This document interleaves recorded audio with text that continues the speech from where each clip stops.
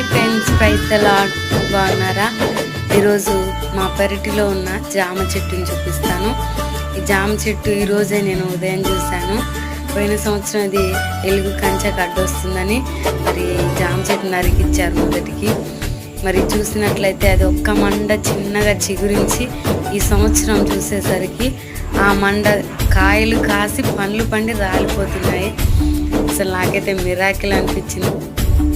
ఎండిపోయిన స్థితిలో ఉన్న ఈ చెట్టు ఇక మరలా బ్రతకదన్న చెట్టు మరలా చిగురించి పళ్ళు ఇవ్వడం అంటే మామూలు విషయం కాదు.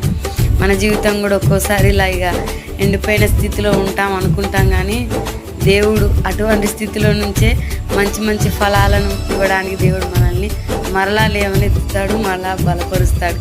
ఈ చెట్టుని చూస్తే నాకు అదే అనిపిస్తుంది. Praise the lord friends.